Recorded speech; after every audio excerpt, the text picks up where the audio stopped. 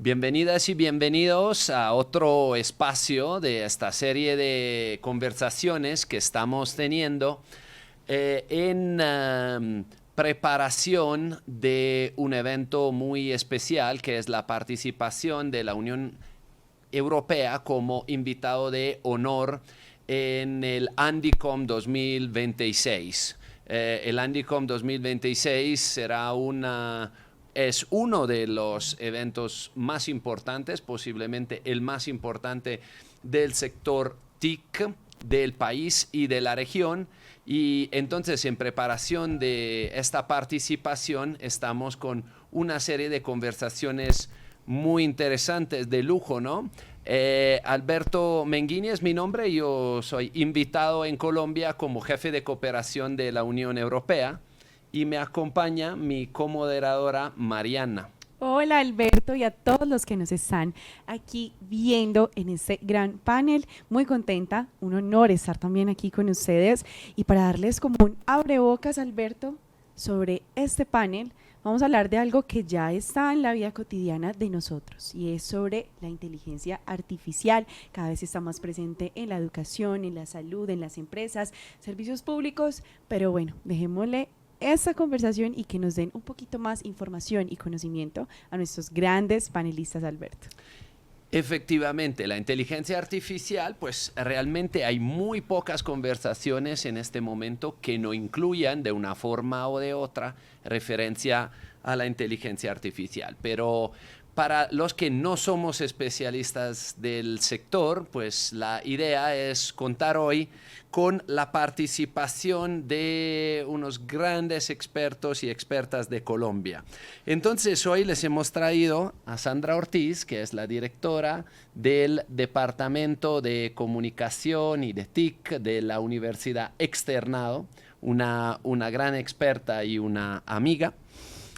Y también tenemos a Valeria Soler, que lidera en Colombia un movimiento que se llama Young AI Leaders, que trae la voz de la juventud, de las juventudes de Colombia en temas de inteligencia artificial responsable. Y tenemos también a Alejandro Delgado, que es líder del ecosistema de Ágata, esta organización, esta institución de GovTech de Colombia. Muchísimas gracias por acompañarnos. Yo me gustaría proponer, Mariana, que empecemos por Alejandro, a que nos dé un poco un panorama sobre Colombia y la inteligencia artificial. En otras conversaciones hemos hablado un poco de la ambición de Colombia de ser una superpotencia en temas de inteligencia artificial. ¿Cuál es el estado del arte en este momento? Bueno, primero, muchas gracias a ustedes por la invitación. Y en efecto, en Colombia la inteligencia artificial no es nueva tampoco. Hay que romper mitos de la inteligencia artificial que hay normalmente. Uno, que la inteligencia artificial es del 2022 para acá, es decir, de ChatGPT para acá. Es una falsa ideología decir que inteligencia artificial es desde este momento, porque llevamos más de 50 años desarrollando esa tecnología. Lo que pasa es que hay superpoderes. Hay unos superpoderes que aumentaron esa capacidad en el mundo entero de generar estos nuevos sistemas de inteligencia artificial. Y esos superpoderes, lo bueno es que nos permite a un país como Colombia acelerar esa adopción. ¿Por qué? ¿Cuáles son esos superpoderes que hemos visto e identificado? Uno, datos. Entonces, muchos datos. Millones de datos en el mundo entero digitalizados que permiten acelerar ese uso de datos para inteligencia artificial. El otro es que tenemos semiconductores cada vez más avanzados. Entonces, el procesamiento es mucho más avanzado. Y eso nos permite hacer lo que estamos viviendo ahorita, tener herramientas de inteligencia artificial para el consumo masivo. Antes eran para empresas o internamente para movimientos internos de empresas. Ahora es para todo el mundo, una herramienta que todo el mundo puede utilizar, pero ahí hay un pequeño problema. Es que la gente se queda con que esa inteligencia artificial generativa, que es como por ejemplo un Perplexity, un Claude, un ChatGPT, es lo que hay en el mundo de inteligencia artificial. Es otro mito, porque hay mucho más allá que esas herramientas. Depende del uso o del problema, hay que utilizar una herramienta u otra de inteligencia artificial. No hay que quedarse con una. Y en Colombia el gran beneficio es que podemos usar inteligencia artificial para muchos temas, en muchos sectores. Es una tecnología como la energía, como la electricidad, que es multifuncional. Entonces tenemos que aprovecharla como país. Y la estamos aprovechando. No es que estemos empezando de ceros. Hay empresas y startups colombianas que están implementando inteligencia artificial de una manera muy interesante en segmentos tan diversos como sostenibilidad, educación, salud. Hay una empresa muy famosa a nivel mundial de salud como Arcángel que está masificando el uso de inteligencia artificial para diagnósticos de enfermedades a nivel global, y esa empresa es 100% colombiana. Y así hay muchas, no es para decir que solo una. Hay un ecosistema naciente, hay muchos gremios que están impulsando la inteligencia artificial. Hay EdTech, hay FinTech, hay HealthTech, es decir que a nivel de gobernanza también se están haciendo muchos esfuerzos para mirar cómo comerse esa gran torta de inteligencia artificial a nivel Colombia. Muy interesante lo que nos comenta Alejandro, ¿no, Mariana? O sea, yo no sabía que Colombia pudiese contar pues con tanto ya talento en este tema, tanto potencial. Avance ya en la inteligencia artificial, y que es muy cierto lo que decía Alejandro, muchas personas se quedan que solamente la inteligencia artificial es ChatGPT o iCloud, o sea, esas plataformas, y que hasta ahí va, pero realmente ya la inteligencia artificial la estamos adoptando en todo. Pero aquí, Alejandro, me surge una pregunta, y es cómo también generarle confianza a la población colombiana de la inteligencia artificial, porque muchos dicen, llegó la inteligencia artificial, me van a quitar el trabajo, nos van a reemplazar, entonces, y muchos le tienen como ese tabú y también como el miedo de que llegue la inteligencia artificial y que nos quite el empleo. Entonces, ¿cómo darle esa confianza a ese colombiano que todavía tiene la duda sobre la inteligencia artificial? Al respecto hay que identificar dos grandes temas. Uno, que en efecto tiene muchos retos. Es una tecnología masiva, pero una tecnología reciente, de uso masivo, pero reciente. O sea, la gente apenas lo está consumiendo. Y eso implica muchos retos de saber usarla bien. El uso responsable de la inteligencia artificial es un factor determinante. ¿Cómo impulsarla? A través de apropiación, es decir, tenemos que formar a la gente masivamente en inteligencia artificial responsable. No es suficiente un documento, una política pública o una ley. Necesitamos apropiar esta tecnología en todos los estamentos, a nivel individual, a nivel empresarial, el Estado, las entidades públicas también deben aprender a usar esta inteligencia artificial. Entonces, el reto número uno es saber usarla bien. El uso responsable y ético de la inteligencia artificial es un gran reto. El otro es cómo canalizar eso o cómo hacerlo obligatorio o hacer lineamientos o guías. Ya estamos hablando de guías de inteligencia artificial muchos años, desde el 2019 la OCDE lleva hablando de eso desde hace bastantes años, pero tenemos que identificar como nosotros, como los colombianos y como entidades públicas en Colombia, qué sí y qué no queremos en Colombia para hacer ese uso responsable de inteligencia artificial. ¿Qué decretos, qué leyes, qué políticas deberemos nosotros regirnos para mitigar esos riesgos? Lo que sí es cierto es que esta inteligencia artificial está para quedarse. O sea, no podemos decir que esto no va a pasar. Como la palabra de moda que era transformación digital hace unos años, llegó el COVID y no estaban muchos preparados para la transformación digital y les tocó obligatoriamente subirse al bus de la transformación digital. Aquí va a pasar lo mismo con muchas entidades y empresas e individuos con inteligencia artificial si no aceleramos esa adopción. Muy interesante, Alejandro. Y aquí creo, Sandra, desde una institución académica como el externado, que trae mucho peso más allá de la academia, ¿no? En plasmar también la opinión pública en Colombia. La discusión sobre la gobernanza de la inteligencia artificial es enorme a nivel global, ¿no? Hay quien dice, no, pues se regula sola. Otros que dicen, no, pues hay que regular mucho. Se está todavía tratando de encontrar un equilibrio en este debate. Creo que, como lo mencionaba Alejandro, se empieza recién uno a dar cuenta de las oportunidades y de los riesgos. ¿Ustedes cómo lo ven? ¿Cómo lo percibes tú, este debate sobre la gobernanza? se regula sola, necesita de marcos legales y sobre todo cómo se está desarrollando este debate en Colombia.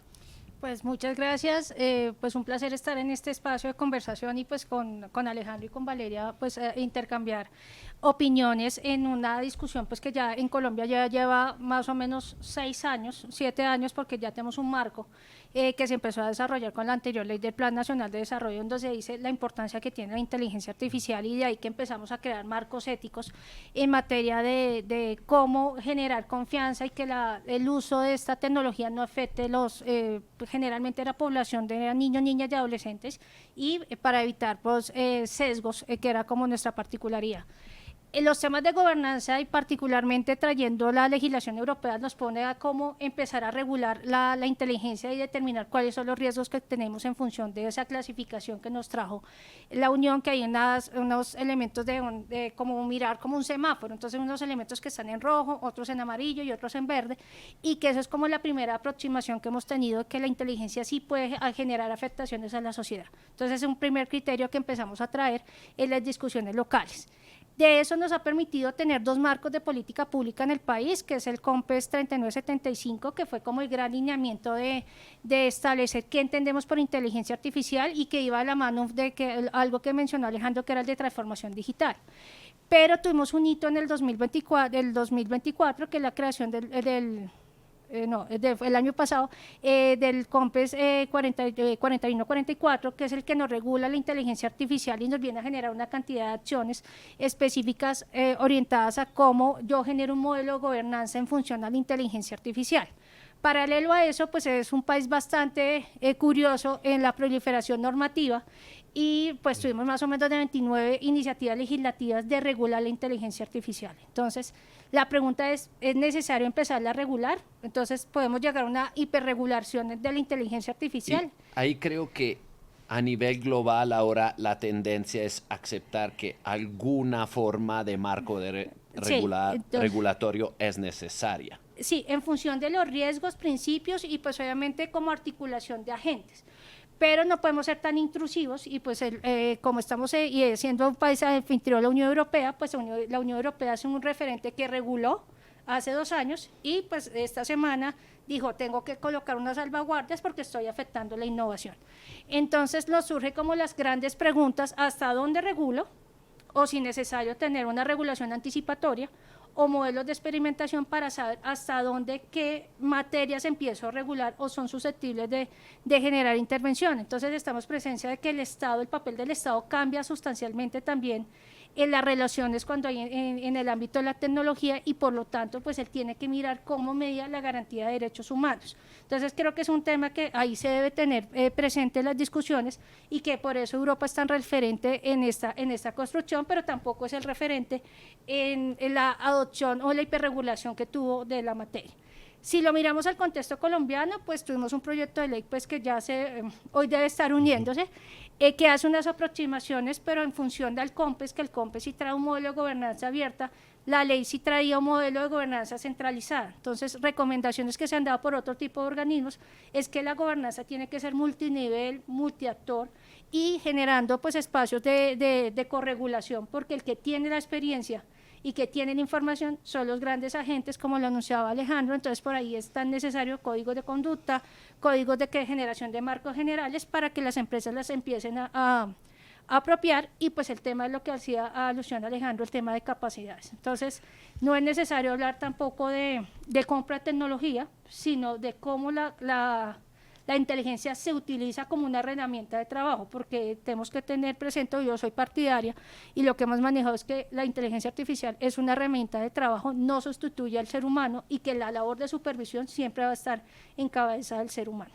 Hay un tema importante sobre el tema en Colombia, y es que es interesante cómo diferentes entidades en Colombia ya han empezado a hablar de regular o de dar lineamientos específicos para sectores específicos.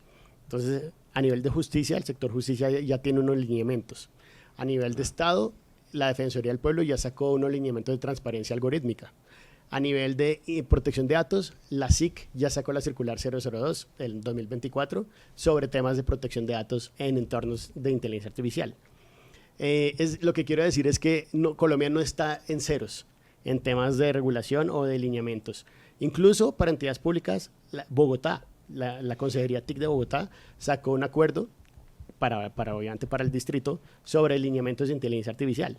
Entonces, es un mensaje a que también no solo miren lo general de una posible ley en un congreso, que el congreso en el caso concreto en Congreso de Colombia, sino que miren también sectorialmente qué hay en temas de inteligencia artificial. Y hay un actor que se mueve mucho, que pocos a veces lo leen, pero la Corte Constitucional es un actor importantísimo, porque ya ha habido varias sentencias, una de transparencia algorítmica, otra de temas diferentes sobre inteligencia artificial, que refleja hacia dónde puede ir unos lineamientos desde la Corte Constitucional. Ahí, escuchándoles, me surge una reflexión sobre el esfuerzo de poder regular algo que cambia y se mueve tan rápido. La Unión Europea asumió la responsabilidad y en cierta medida el riesgo de aprobar el primer marco regulatorio del mundo, el AI Act. Y claro, con un esfuerzo se decía en la jerga de hacerlo future proof, o sea, tratar de hacer una ley cuanto más posible a prueba de tiempo. Pero claro, también la práctica nos está enseñando que aunque, como nos decía Alejandro, probablemente los orígenes de la inteligencia artificial pues llevan mucho más de 4 o 5 años, pero en la práctica, en la vida real de todos nosotros, sí, los utilizos que se vayan generando en el bien y en el mal son muy recientes. Entonces, me imagino que hubiese sido muy difícil en algún momento pensar que en 2026 se utilizaría para generar imágenes de uno desnudo haciendo cosas que no se deberían hacer y que te genera un daño de imagen substancial. ¿Cómo lo regulamos eso? Claro, y ahí clave también, Alberto, es como también proteger los derechos de las personas frente a las decisiones tomadas de los algoritmos también. Creo que eso es clave aquí, que también es un riesgo, es una duda que también genera. Los drones que se utilizan en escenarios de guerra. Todo eso es un mundo que... Y el otro tema que creo que es muy importante destacar, que mencionaban ambos, es que de alguna forma es importante que esta regulación o esta gobernanza se dé de la mano instituciones y sector privado. Y ahí, academia, ¿no? La academia es un factor determinante porque no solamente es el que se encarga de la formación de las personas en habilidades, y hay un tema que también no abordé, pero sí se requiere una reconfiguración del sistema educativo. Entonces siempre nos miramos cuáles son las necesidades que requiere el mercado, ya cuando la persona está ya inmersa en el mundo laboral, pero sí se requiere un desarrollo de habilidades, sobre todo habilidades blandas en el ámbito crítico, que es el tema de qué es verdad, qué no es verdad, eso es un tema. Y el otro es que la academia también tiene un valor fundamental como ese garante de confianza. Entonces, el que viene a garantizar las auditorías algorítmicas, el tema de evaluaciones de impacto de spots, es la academia. Entonces, yo creo que más allá de los modelos de desarrollo que se hagan por parte del Estado o se hagan por parte del sector privado, pues sí requiere que la academia sea el garante fundamentalmente para generar confianza y pues en el ámbito de esas capacidades blandas que se requieren. Y volviendo al modelo europeo, pues sabemos que hay una gran trascendencia del efecto Bruselas que se ha dado con el Reglamento General de Datos, la Ley de Mercados Digitales, pero acá en este contexto, pues el efecto generó un efecto boomerang que pues replantear cómo se tiene, y pues ya creo que el contexto latinoamericano es sentarse a pensar qué es lo que quiere de inteligencia artificial. Entonces creo que con Alejandro lo habíamos hablado en otro conversatorio similar, que entendemos como modelos éticos y demás para que no estar ajenos a las discusiones globales, pero atender pues qué es lo que está pasando no solamente en Europa, qué es lo que pasa en Estados Unidos, qué está pasando también en China, y pues como lo que uno mira en la revisión académica, pues que hay unas discusiones del norte global y el sur global, entonces cómo nosotros como consumidores de tecnología venimos a responder frente a esas necesidades globales y cómo vamos a garantizar, como lo que preguntaba Mariana, esos derechos humanos. Entonces creo que las discusiones van por esos ámbitos y pues creo que lo que tenemos que sentarnos a mirar cómo también damos una respuesta del ámbito colombiano frente a las necesidades y particularidades que tenemos.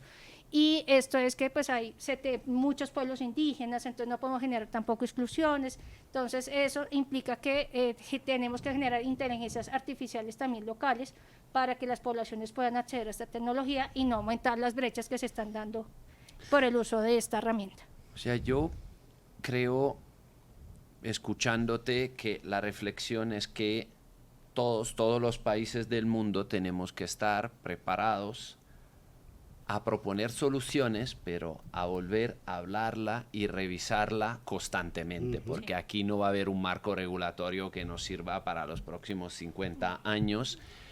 Y el otro mensaje creo que nos tenemos que llevar es que esta no es la solución de un país, sobre todo mirando a los actores privados que mueven este sector, pues un país solo no lo hace. Entonces yo en esto quiero resaltar el hecho de que lo que proponemos desde la Unión Europea no es adoptar el modelo europeo, es tener un diálogo constante, abierto, porque no dialogar, pensar que uno tenga la solución, no creo. O sea, aquí la solución se construye juntos. Pero antes de pasar con una pregunta a Valeria, no me resisto a hacerte una pregunta respecto a la academia. A nivel de los estudiantes, de cómo, por ejemplo, en su proceso de aprendizaje, de pruebas, ¿cómo les está impactando todo esto de la inteligencia artificial? Porque habrá también cierta tendencia a utilizarla para hacer trampas y...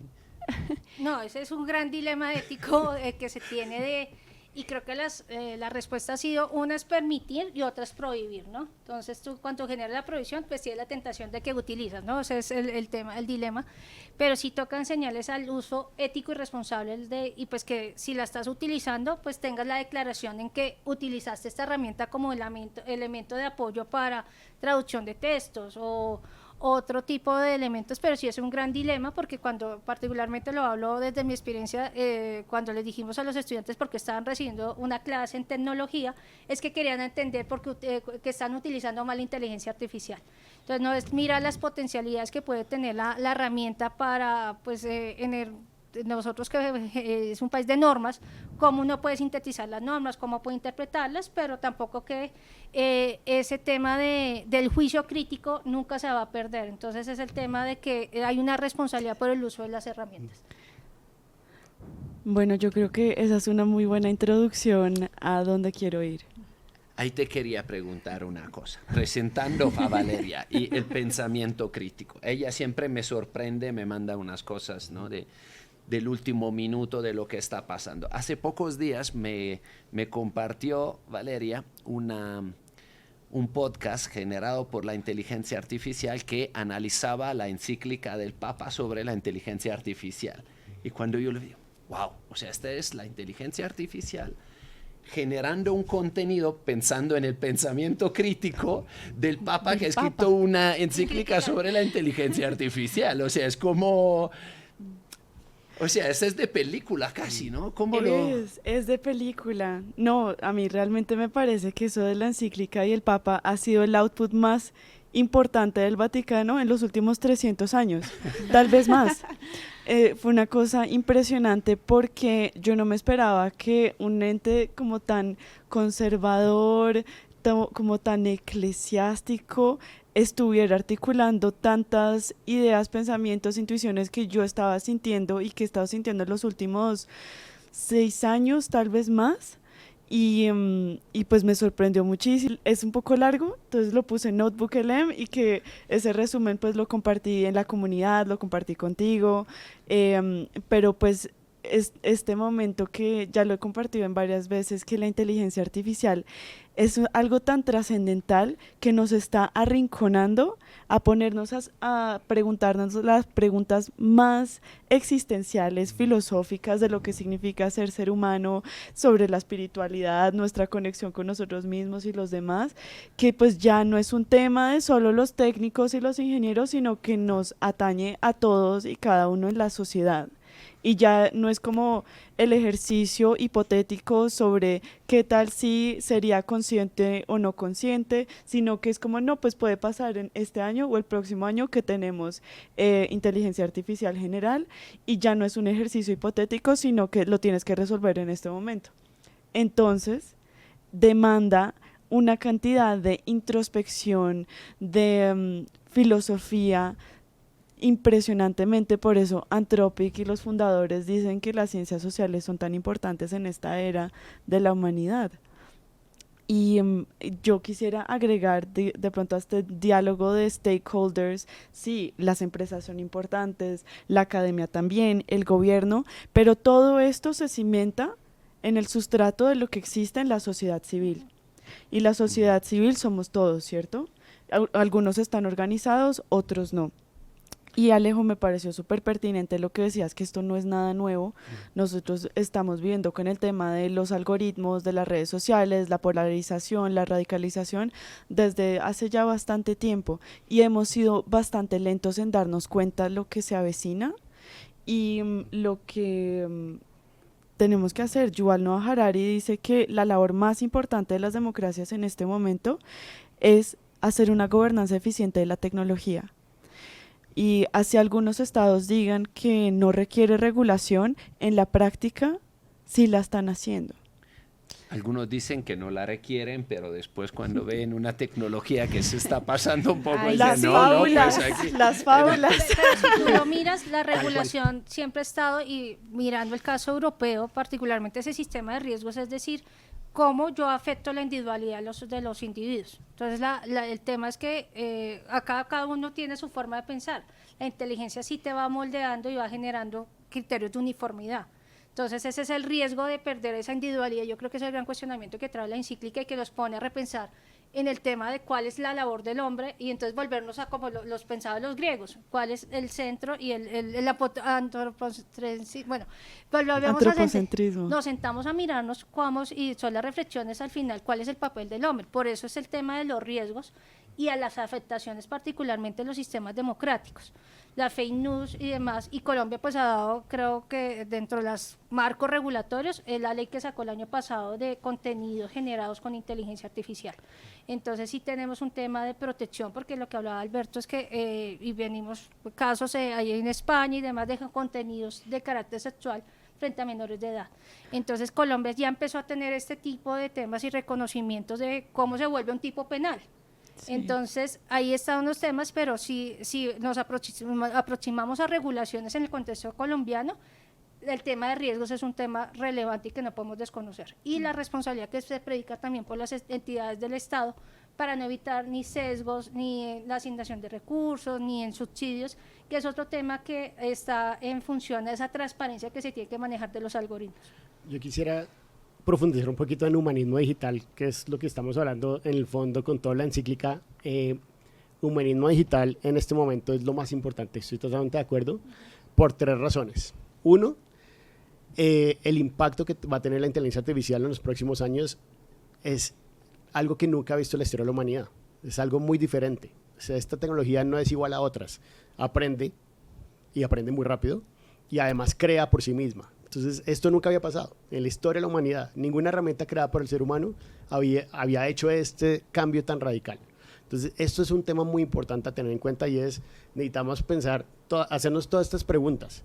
Y la invitación en Colombia es que todos, sociedad civil, academia, entidades públicas, todos debemos preguntarnos qué es lo que quiere Colombia, y en un entorno globalizado, pues América Latina, qué posición tomar sobre este tema en los entornos, en las discusiones globales que están pasando.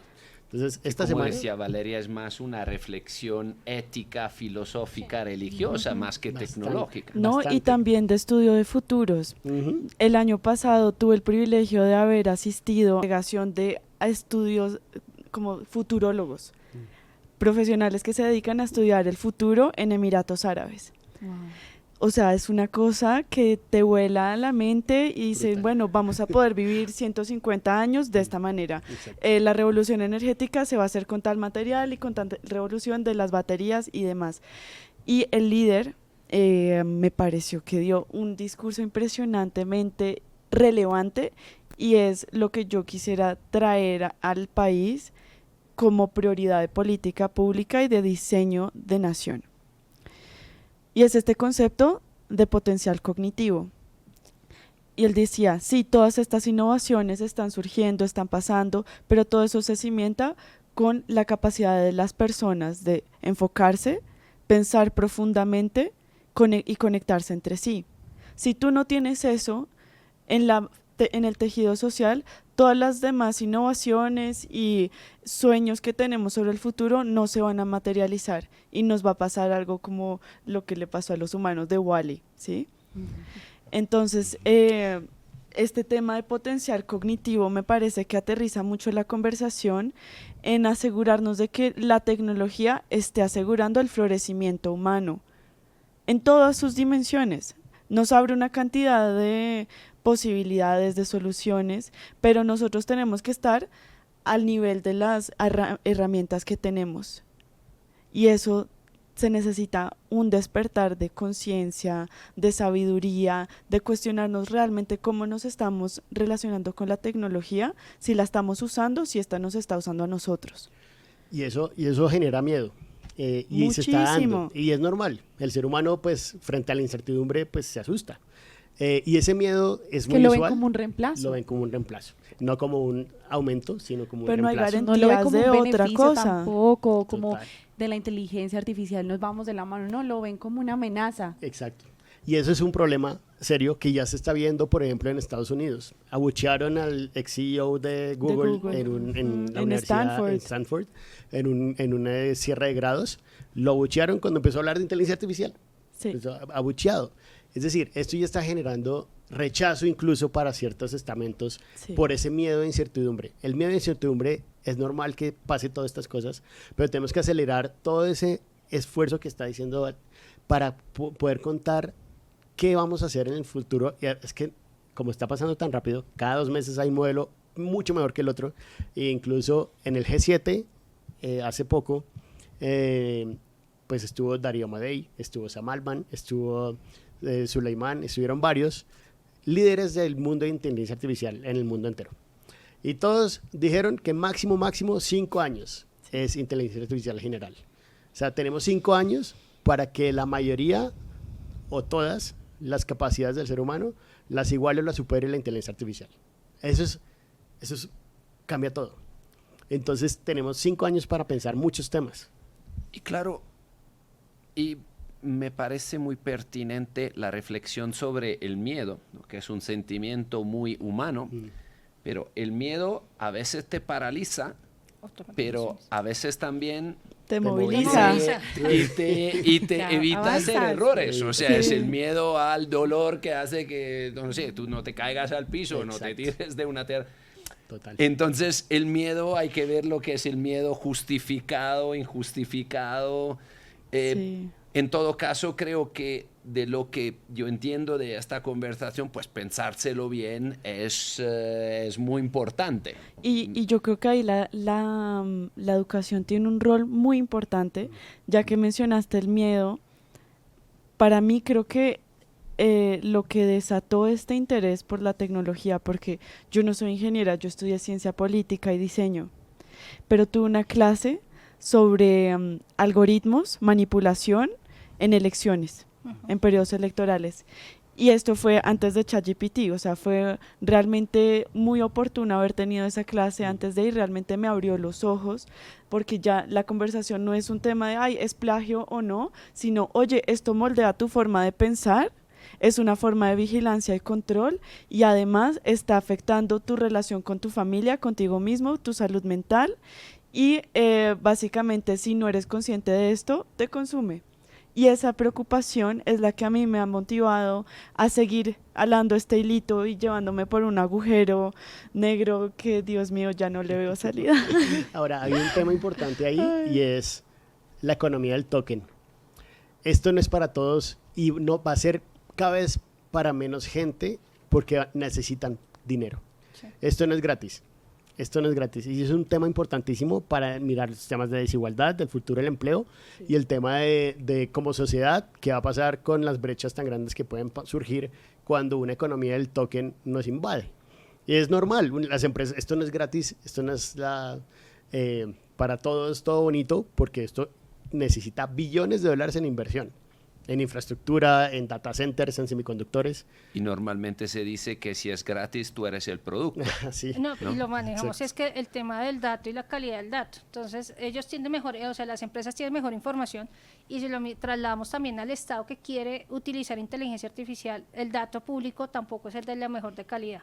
Entonces, bajo reflexiones que tenemos para Colombia, pues necesitamos actualizar nuestro sistema de datos porque la inteligencia artificial se alimenta de datos, entonces la calidad de datos no es buena.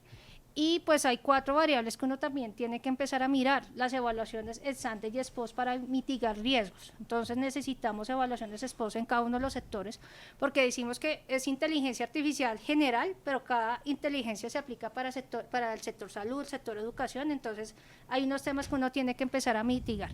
Y pues yo creo que sí es necesario empezar a hacer como unos sistemas de registro de cuáles son las que mayores afectaciones sí le generan a la sociedad.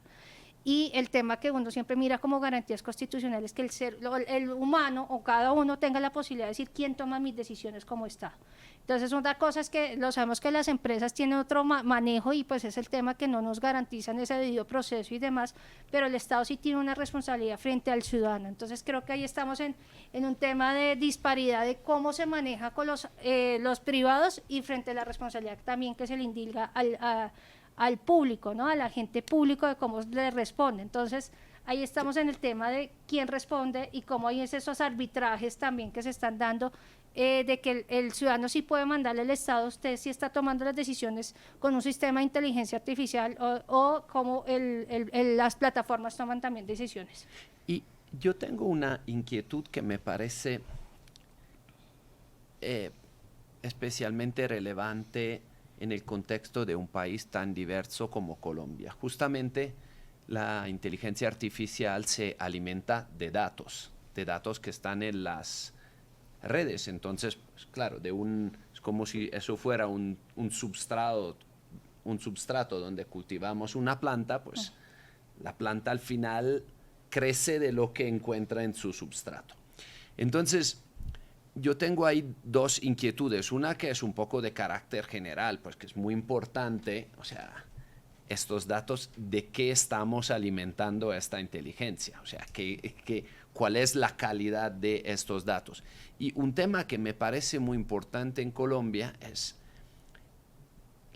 lo que existe en las redes. ¿Refleja realmente la diversidad cultural de este maravilloso país? O sea, no sé, los pueblos indígenas yo creo que están subrepresentados en las redes, su cultura, su idioma, su música.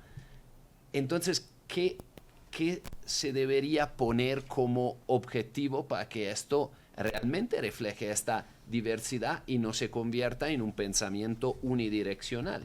Pues yo estoy de acuerdo contigo, pero también hay cierto debate.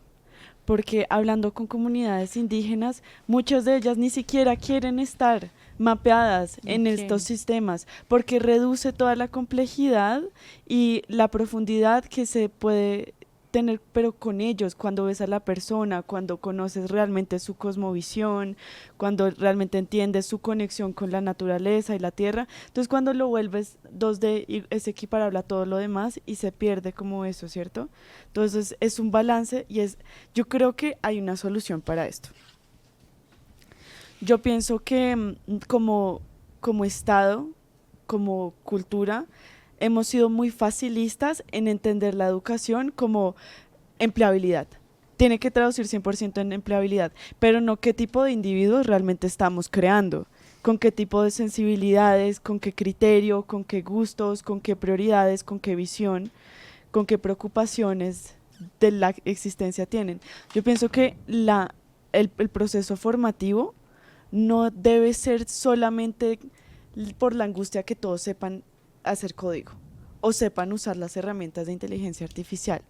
Yo pienso que tienes que agregarle el elemento territorial, el elemento de la conexión con la tierra, de la conexión entre nosotros, porque mi generación, la generación Z, nos estamos sintiendo supremamente desconectados de nosotros mismos, de nuestros compañeros, de todas las estructuras de poder, y eso es lo que está creando la crisis de confianza. Entonces hay un movimiento en Nueva York también que se llama Of Tech, NYC of Tech. Hassan Minhaj lo acaba de entrevistar y entrevista es a un títere porque no quieren ser anónimos y en todos sus eventos tienen el avisito de no teléfono, por favor está presente conmigo mismo, por favor mírame a los ojos, por favor deja de estar tan distraído porque te estoy perdiendo, me estoy perdiendo a mí misma.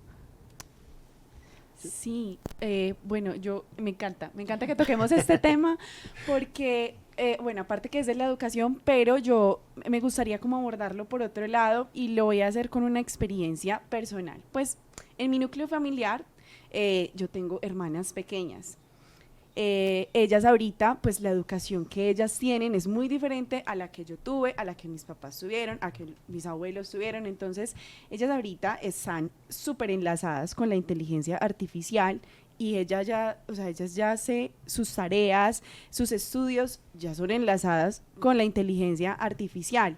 Como decía Sandra ahorita, o sea, la idea no es eliminar o prohibir la inteligencia artificial porque ya sabemos y está muy claro que la IA llegó para quedarse y la idea es adaptarnos y estar de la mano con ellos. Pero entonces ahí la pregunta es, y va también a Valeria, ¿cómo podemos que los jóvenes se preparen para el mundo y que estén como enlazados o que sea impulsado por la inteligencia artificial, que no sea como que no dependan tampoco de la inteligencia artificial, pero tampoco prohibirla, cómo hacer, y más que ahorita, sí. y enfocarlo también en la juventud colombiana, que ahorita ya nosotros los jóvenes, estamos también muy enlazados con la IA. Pues, sí. Y me permito, los jóvenes y los diversamente jóvenes. También. No es que, o sea, evidentemente los jóvenes tienen un tema interés, actitud. O sea, es por eso que nos interesa mucho promover estos espacios de diálogo. Muy bien, Alberto, que defiendas tu generación. Para que digas que también están... Yo hago parte de los jóvenes. Yo voy a cuenta de los jóvenes. Pero sí. Nosotros los jóvenes. Nosotros los jóvenes, pero también los que son menos jóvenes. Sí, totalmente. Bueno, yo también tengo hermana menor, tengo... primitos chiquitos, soy la mayor de todos mis primos en ambas familias y fue es como una preocupación existencial porque yo a los niños chiquitos cuando les dan pantallas eso es una adicción total y si se las quitas gritan, patalean y demás. Mi hermana ahorita está estudiando música y está en la universidad más prestigiosa de música en Estados Unidos. Dice, mis compañeros son supremamente escépticos a la IA. Dicen, ¿por qué quieres crear una canción con IA? Contrátame a mí, yo hago música, yo la creo, yo me enfoco en esto. ¿Y qué pasa si tu obra maestra mañana alimenta un sistema que va en competencia contigo? Ya está pasando. Y yo creo que mi parte favorita de enfocarme en jóvenes viene un poco de mi bisabuela. Mi bisabuela a mí me decía rebelde. Y me decía rebelde y a mí me ponía brava que ella me dijera rebelde. Entonces yo me rebeldía a que me dijeran rebelde. y lo traigo a cotación porque creo que es un mecanismo como autoinmune de defensa, porque creo que percibimos esta parte artificial como superflua que nos está generando ruido y requiere esa pequeña revolución interna. Y esa pequeña revolución interna no es de tomar más cursos de Google, no es de tomar más cursos de Nvidia. Perfecto, tómalos, crea tus capacidades, consigue un empleo que te pague muy bien. Pues la verdadera revolución es sobre el control y dominio que tú tienes sobre tú mismo, sobre tu atención, sobre tu capacidad de estar presente con los demás, sobre entender cuando algo te está capturando toda tu atención y capacidad de pensamiento y te desconecta de ti. Entonces, por ejemplo, yo he estado haciendo entrenamientos en meditación. Ahorita voy a China, voy a ver cómo entro a un templo Shaolin y me meto en temas de artes marciales y Kung Fu, porque pienso que esto es importante, nadie lo está hablando, pero ese dominio de nosotros mismos, de nuestra energía, de comprender qué nos sirve y qué no, es un grado de autoconocimiento y es lo que se necesita para liderar conscientemente esta revolución de inteligencia artificial que estamos viviendo, que también es una revolución de las personas y de la conciencia. Yo medito cocinando. Alejandro, y después tenemos que... Cuando quieras invitas, por favor. Ah, sí, Italiano. claro, Ush. claro. Hay unos temas importantes y es educar con pensamiento crítico y educar en pensamiento crítico. Es decir, el pensamiento crítico se vuelve indispensable. Entonces, pero toca hacer unos pensums especializados para enseñar cómo hacer pensamiento crítico en un entorno de inteligencia artificial. Pero toca repensar la labor también del educador, ¿no? Total. O sea, el Total. educador Todo el sistema educativo. toca repensarlo, y que esa es como la articulación que uno tiene con el Ministerio de Tecnologías, Ministerio de Educación, y que son conversaciones transversales. Creo que es un Todos. mensaje que tenemos que tener presente. Total. Sí. Afecta a todos los individuos, y que la cartera de educación es importante y que no se ha dado ese plan de modificación en función del uso de tecnologías. Y creo que no podemos permitir que en educación la única conversación que los jóvenes estén teniendo sobre la IA es que si es plagio o no. Es mucho más complejo que eso, pero se tiene que desarrollar esa conciencia de discernimiento desde ellos, porque creo que la integración de la IA en la educación debe ser por fases, y primero tiene que haber un periodo de asentamiento de principios, de pilares, de intuiciones, de bases, antes de que le metas el potenciador de la IA, porque si no tienes nada que potenciar, pues potencias nada. Sí. Alberto, Jan, Vaya conversación qué hoy, conversación no, tan súper interesante, importante, con tantos conocimientos aquí de nuestros panelistas. Y algo que queda claro es que la inteligencia artificial llegó para quedarse, pero el verdadero desafío no es solo desarrollar esa tecnología, sino hacerlo con principios que generen confianza y beneficio también a la sociedad. Muchísimas gracias a nuestros panelistas, que de verdad fue una conversación muy amena, muy fresca, que entendimos, que aprendimos, Alberto. Entonces, creo que fue muy interesante. Aprendimos muchísimo, y realmente creo que lo que esta conversación nos indica es que obviamente ninguno de nosotros tiene la presunción de tener las soluciones, pero que este tipo de diálogo que hoy estamos teniendo aquí con unos interlocutores muy privilegiados es muy importante. Es fundamental que cualquier que sea el curso que se quiera decidir, es importante escuchar a la academia, es importante escuchar al sector privado, es importante escuchar la sociedad civil, los jóvenes, los diversamente jóvenes, y tener este tipo de reflexión, porque realmente no nos podemos dar el lujo de no tenerla. Entonces yo creo que esta conversación también la seguiremos en el marco de Andicom. Seguramente será un tema esto que seguirá generando mucho debate, así que le agradecemos realmente muchísimo. Y podría agregar una cosita antes de terminar. En el debate presidencial que tuvimos, son 13 millones de jóvenes, en donde 1.500 expresan el énfasis en que se haga una gobernanza, se hable realmente sobre la empleabilidad, la crisis que tendremos, educación, soberanía y equidad territorial. La sociedad civil sí le importan estos temas y están listas para discutirlos con los candidatos y con el Congreso. Que viva la humanidad digital. Así es. El humanismo digital. Gracias. Gracias. Gracias.